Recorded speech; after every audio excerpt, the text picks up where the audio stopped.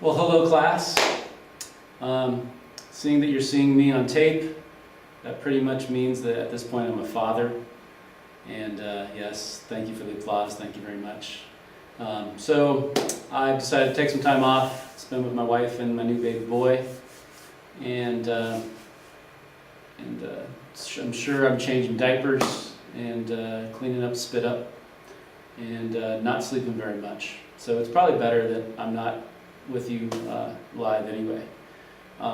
So I don't want you guys to fall behind though, so I put together these videotapes and the crazy gears because I'm spending some time after football practice every day coming back and videotaping some lessons so you guys don't fall behind. So I don't know if this is going to be the greatest quality ever of a lesson, but I figure it's better than nothing.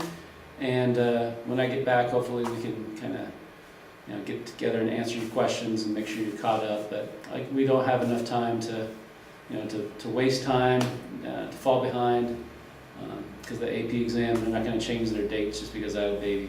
So I want to make sure you guys aren't disadvantaged by that. Anyway, today we are going to look at a topic called differentiability.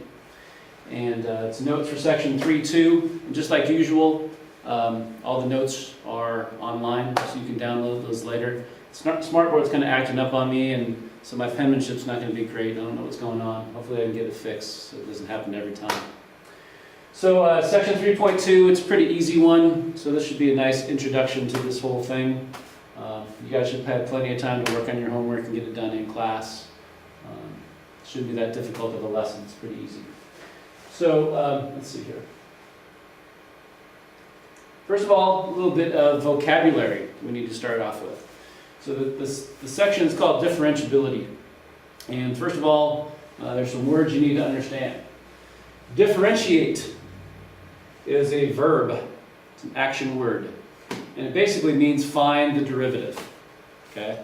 So whenever you see that word differentiate, that's what it's referring to. Find the derivative of a function. And then the word differentiable is an adjective. For functions that you can actually take the derivative, we said that those are differentiable. And then the word differentiability is a noun, and pertaining to those functions that can be differentiated. Anyway, it's a noun. It's a noun meaning the concept of differentiability, concept of taking derivatives. So today we're going to look at is functions that are differentiable, functions that aren't, and some common theorems about the relationship between continuity and differentiability, as well as certain types of differentiability that you should be able to recognize without doing too much analytical work just by looking at graphs. So the first thing we're going to do is take a look at what's called a one-sided derivative. So this kind of takes us back to the last lesson a little bit. Let's get a new page going here. So one-sided derivatives.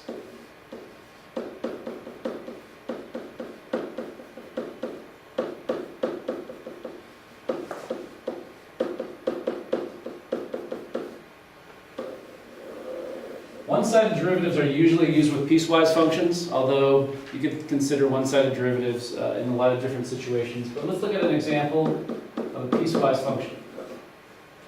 Let's say one of the pieces is x squared for x values less than or equal to 0, and the other one is 2x for x values greater than 0. Okay?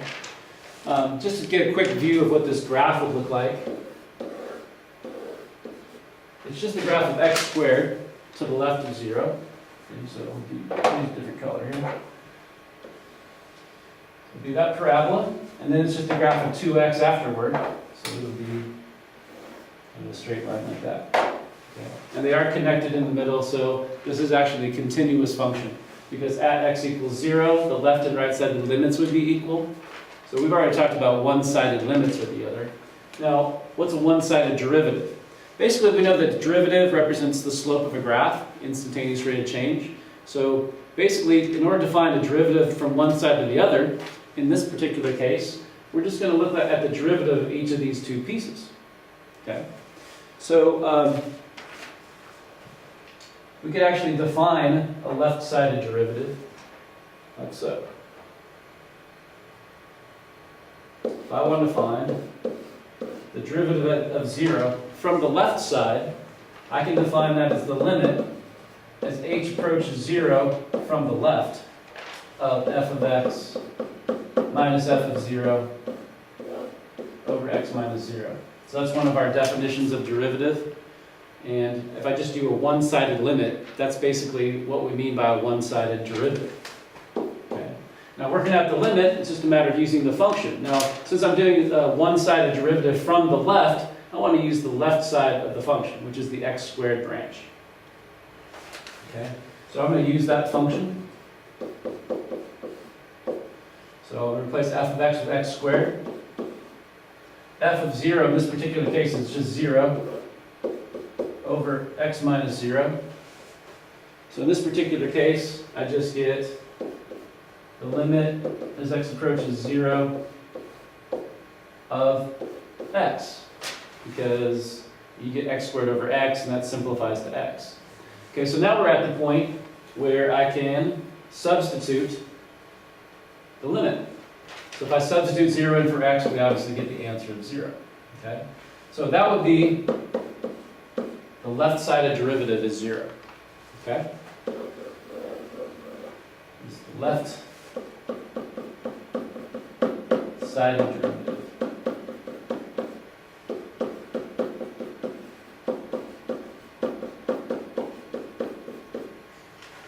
Okay, now I can do the same thing with the right side. Now if I'm going to do the right-sided derivative, I want to use the 2x portion of the function.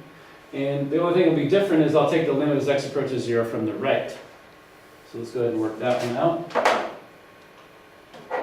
So I would take f prime of 0, it's going to be the limit as x approaches 0 from the right. Again, the definition, f of x minus f of 0 all over x minus 0.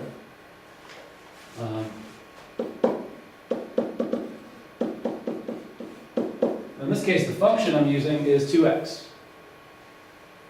Okay, so replace f of x with 2x. Now one thing you have to be a little bit careful about, when you're doing f of 0, I kind of just put in the number 0 last time, not really paying too much attention to it. But you actually have to use this function. If you're substituting 0, notice that that has to take place on the first branch.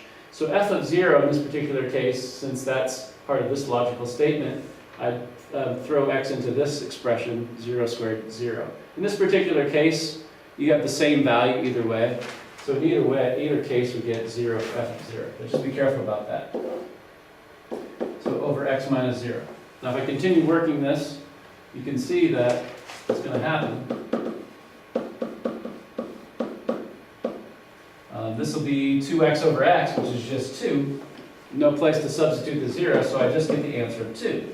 So from the right side, I get a derivative or a slope that's equal to 2. Okay, so this is the right-sided limit.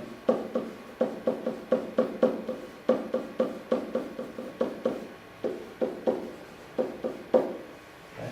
Now notice in this problem that the left-sided derivative is 0, and the right-sided derivative,